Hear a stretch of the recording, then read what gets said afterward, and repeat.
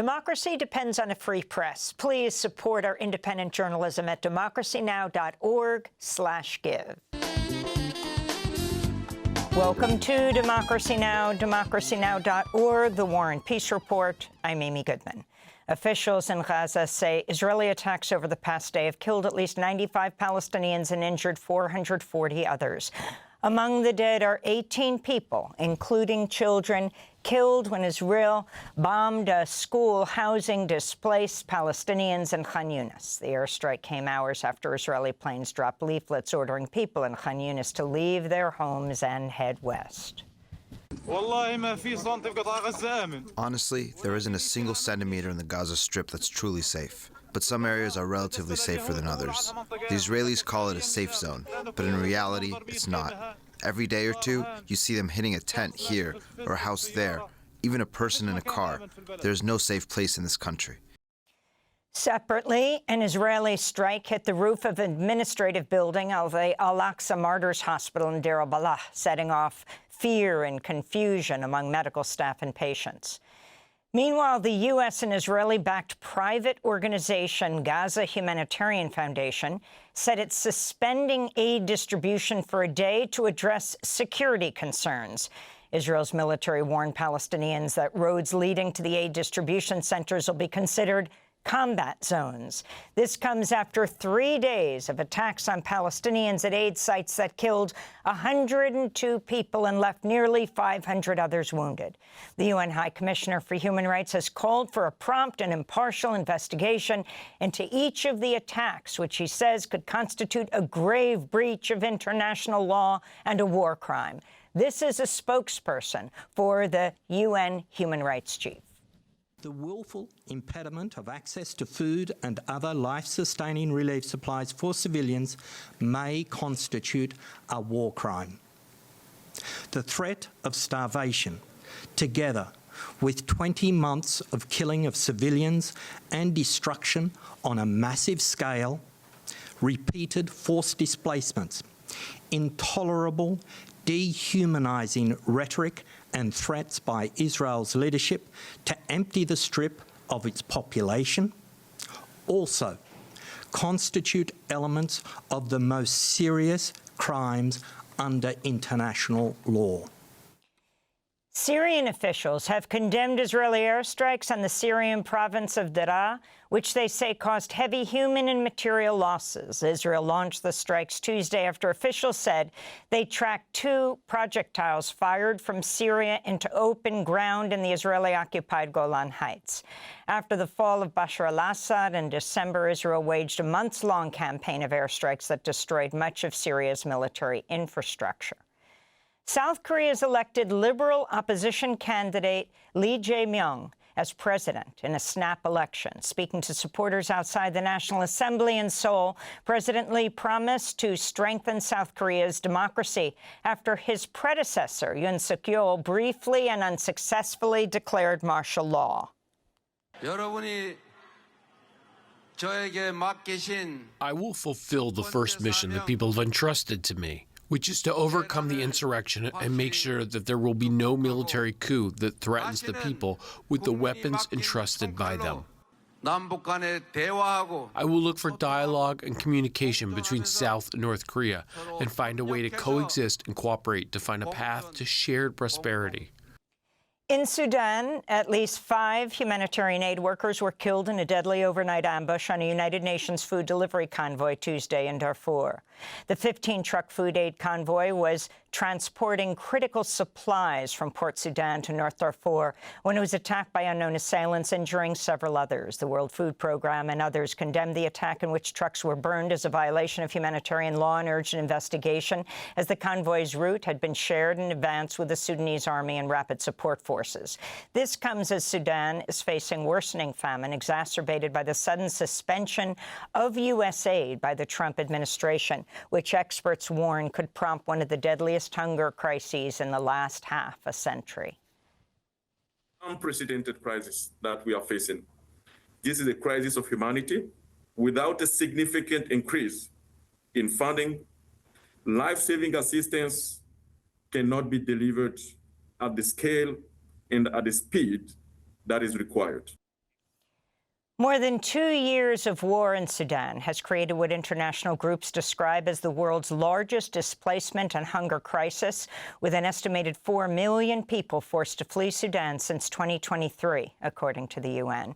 This all comes as Sudanese officials have reported at least another 70 deaths in recent days due to cholera, with hundreds of new infections, most of them in the state of Khartoum. The region's water treatment stations have been damaged due to electricity outages caused by strikes, forcing local residents to turn to unsafe water sources. Aid workers say corpses of people killed in attacks between Sudanese soldiers and RSF fighters have been left to rot next to the Nile River, partially triggering the quick spread of cholera. Aid groups fear South Sudan is on the brink of another war, as dozens of civilians, including children, have been killed or severely injured in recent weeks in violent clashes between South Sudan's army and militia groups across the country. Survivors describe airstrikes and bombings on local communities, including while people are sleeping. Doctors say the ongoing fighting has made it difficult to transport severely injured patients to receive urgent medical care. Tensions between South Sudan's government and opposition groups have been rising since March. This comes as the Trump administration's legal fight to transfer immigrants from the U.S. to South Sudan has reached the U.S. Supreme Court. President Trump has formally asked Congress to rescind $8.3 billion in previously enacted funding for foreign assistance from USAID and the African Development Foundation. The request seeks to make permanent the cuts to foreign aid already imposed by Elon Musk's so-called Department of Government Efficiency. Oxfam America warns those cuts could cause 23 million children to lose access to education, while up to 95 million people would lose access to basic health care, potentially leading to over 3 million preventable deaths per year. Meanwhile, Trump is pressing Senate Republicans to approve the so-called One Big Beautiful Bill Act, a sprawling bill to fund tax breaks for the wealthy by gutting social programs like SNAP, Medicare, and Medicaid. Senate holdouts include Kentucky Senator Rand Paul, who said he's not open to supporting a $5 trillion increase in the national debt ceiling. On Tuesday, Republican holdouts got the support of Elon Musk, who wrote on X, quote, "I'm sorry, but I just can't stand it anymore. This massive, outrageous, pork-filled congressional spending bill is a disgusting abomination. Shame on those who voted for it. You know you did wrong. You know it," Elon Musk wrote. The Trump administration has rescinded Biden-era protections for pregnant people in need of emergency abortions. The guidance under the Federal Emergency Medical Treatment and Labor Act directs hospitals and states with abortion bans to provide the life-saving care when pregnant patients are experiencing a medical crisis. The ACLU said in a statement, quote, "The Trump administration cannot simply erase 4 decades of law protecting patients' lives with the stroke of a pen. Regardless of where they live, pregnant patients have a right to emergency abortion care that'll save their health or lives," unquote. Federal immigration authorities have detained the wife and 5 children of the suspect accused of using a makeshift flamethrower and another incendiary device to attack a crowd of people taking part in a weekly walk to honor Israeli hostages in Gaza. Homeland Security Secretary Kristi Noem said Tuesday they face expedited deportation after the Trump administration revoked their visas. Noem also said DHS is investigating whether the family knew of the attack or provided any support. Federal prisons must keep providing gender-affirming hormone care and protections to transgender people after a federal judge Tuesday issued a preliminary injunction blocking one of Trump's anti-trans executive orders. The ACLU welcomed the critical ruling, saying in a statement, quote, "This administration's cruelty towards transgender people disregards their rights under the Constitution. The denial of medically necessary health care, including gender-affirming health care to people in prison, is a violation of their fundamental constitutional rights," unquote. As June marks LGBTQ Pride Month, Defense Secretary Pete Hegseth is planning to strip the name of the legendary gay rights activist Harvey Milk from a Navy ship honoring him. Harvey Milk was one of the first openly gay politicians in the United States. He was assassinated in 1978, a year after winning election to the San Francisco Board of Supervisors, gunned down along with San Francisco Mayor George Moscone by a former city supervisor.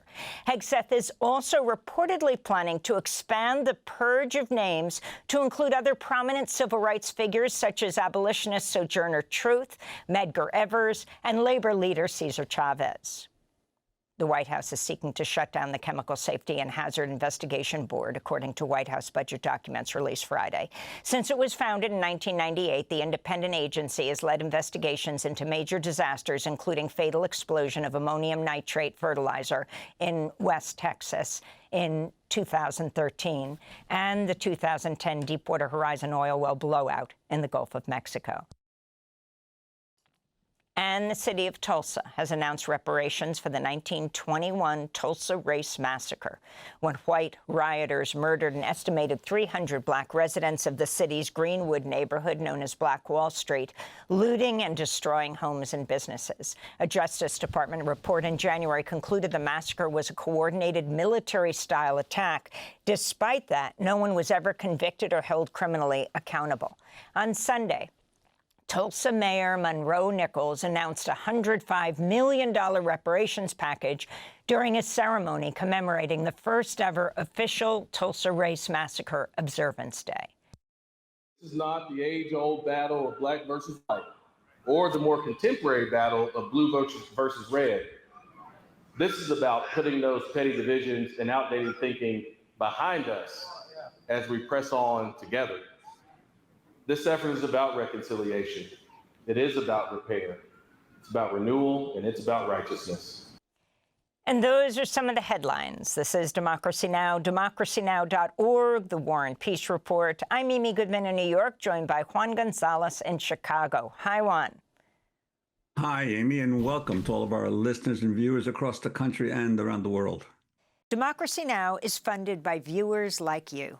Please give today at democracynow.org/give.